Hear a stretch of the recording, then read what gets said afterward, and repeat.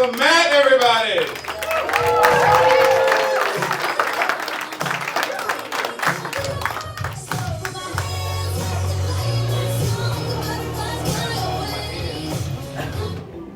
Thanks for coming out to our graduation this evening.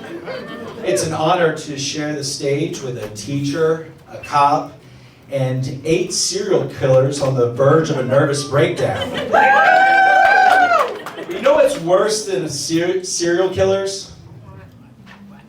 Divorce attorneys. They're the worst. I can't stand them. They take away your money, they take your children, and they can't take a joke about their brakes being cut. But how did we get here? It's not like children want to grow up to be divorce attorneys.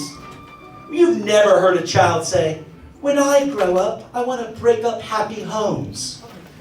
No, you don't. And as a country, we need to get our priorities straight. We don't need gun control. What we need is divorce attorney control. And we don't need to build a border wall until we get the divorce attorneys out. And once they're out, we're going to make them pay for it. But what we do need is to make America great again. Like in the late 1600s in Salem, Massachusetts, the time before divorce attorneys, when if you no longer liked your narcissistic wife, you could just say, "She's a witch." And they would just take care of it. There'd be no legal bills. There'd be no hearings. There'd be no divorce attorneys with punchable faces. And just in case you didn't know, I'm divorced. But I'm not the only one that thinks divorce attorneys are scum. I'm not sure if you've seen the trailer for the upcoming Hunger Games movie. Welcome to the Hunger Games! In this year's competition, instead of children, we'll be using filthy divorce attorneys. And as we watch them die in the most gruesome ways, we will feast on pizza with edge-to-edge toppings and dino nuggies. And there will be dino nuggies for everybody! And the director of the movie has also commented, in this edition of the Hunger Games, in order to keep it really real, we did not use hired actors. We used filthy divorce attorneys.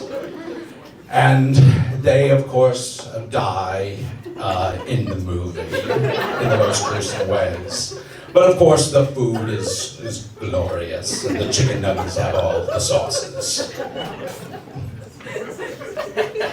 So I'm also a divorced dad, and you know what would be nice is if people just stopped treating divorced dads like shit, and instead treated them like American heroes. I mean, like if that happened, it'd be every time I take a flight, you know, perhaps I get to board first, and I go to a sporting event. And I get to stand up while everybody cheers and claps for me. And then, and then you've got, if there's a hostage situation, I'd be one of the first people released. But divorced dads aren't like other parents. Divorced dads don't bring snacks. I'd probably have some beer on them or in them. But never have you ever heard another parent say, "Oh, are you hungry? Why don't you go see if that divorced dad has snacks?" No, it's more like, "Oh my God, that divorced dad has snacks.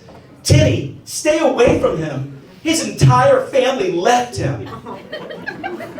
So I own a mattress store. And whoever said the customer is always right didn't work at my store. No.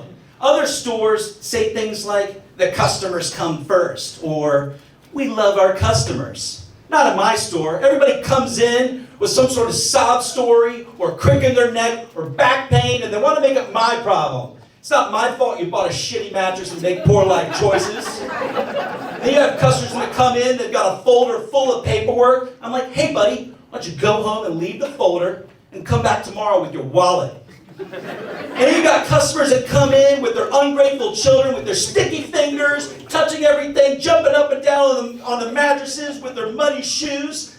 And then you got the customers that all they want to talk about is how to return a mattress. You haven't even bought one. And then there are the customers that read the fine print. How about you read the big print? Nobody reads the fine print. I don't know what words are in there, and I certainly don't want to answer any of your questions about it. And just in case any of you all were wondering, all of our mattresses are currently on sale. Thank you very much. That's my time.